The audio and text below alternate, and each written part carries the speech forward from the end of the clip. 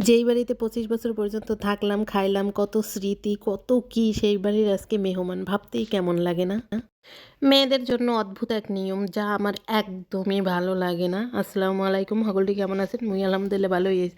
বরিশালে আইছি মোটামুটি ২৪-২৫ দিন হয়ে গেছে, তাও বাসায় যাইতে ইচ্ছে করে না। মনে হয় এখানেই থাইকা যাই। কারণ বাপ-মার কাছে থাকার যে কি শান্তি, এটা হয়তো যারা থাকে তারাই বুঝে। ছেলেদের কেমন কি সুন্দর নিয়ম, তাদের কোথাও যেতে হয় না। তারা মা-বাপের কাছে যতদিন ইচ্ছে থাকতে পারে। কিন্তু মেয়েদের একটা সময় হইলেই তাদের চলে এমন আর কারো হয় কিনা আমি জানি না। আমার বাপের বাড়িতে আসলে আর যেতেই ইচ্ছা করে না। ২০-২৫ দিন ৩০ দিন এমনিতেই কেটে যায়। মনে হয় এই যেন যেদিন যাওয়ার সময় হয় সেদিনই মনে হয় এই কেবল আসলাম। আমার সবকিছু থাকা সত্ত্বেও আমার মনে হয় আমি এখানেই থেকে যাই। আহা! আমি যদি সারা জীবন এভাবেই থাকতে পারতাম তাইলে মনে হয় শান্তি পেতাম।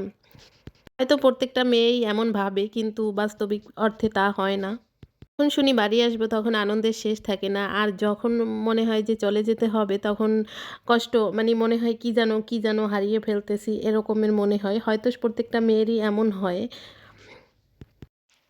হয়তো এটাই নিয়ম। এই হচ্ছে সেই বাড়ি। বিকালবেলা হাঁটতে, হাঁটতে চিন্তা করি যে এইখানে কত স্মৃতি, কত কি, এই জায়গায় এই উঠানে আমি কত খেলতাম।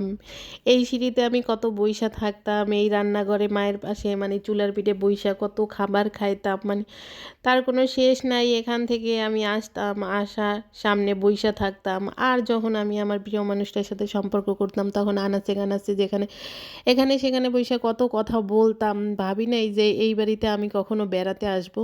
মানে এরকম কখনো চিন্তা ভাবনাই আসে নাই। এখনো মনে হয় এই বাড়িটাই আমার। এইখানেই আমার সবকিছু। কি অদ্ভুত এক নিয়ম! নিজের বাড়িতে নিজেই বেড়াতে আসি। আর বেড়ানো শেষ হয়ে গেলে ব্যাগ বান্ডিল গুছিয়ে চলে যেতে হয় সেই কোথায়। এমন কেন হলো না যে ছেলে-মেয়ে দুইজনই বাপের বাড়ি থাকবে, মা-বাপের কাছে থাকবে সারা জীবন। এমন নিয়মটা যদি হতো তাহলে প্রত্যেকটা মেয়ে মনে হয় মনে শান্তি পেত।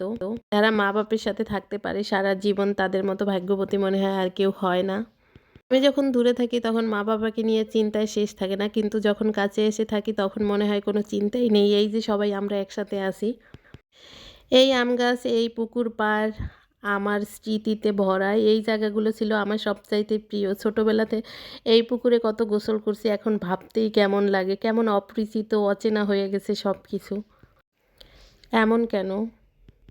এই পুকুরের চারপাশে কত খেলতাম ছোটবেলায়, সেগুলো খুবই মনে পড়ে। যখন যাই বাড়িতে তখন এই আশেপাশে আমি হাঁটি আর ভাবি আমি কত বড় হয়ে গেছি। সেই পুকুর পাড়টাও কত পুরানো হয়ে গেছে। আসলে মেয়েদের জীবনটা এমনই, এক বাড়ি থেকে অন্য বাড়ি গিয়ে সেটাকেই নিজের বাড়ি মনে করতে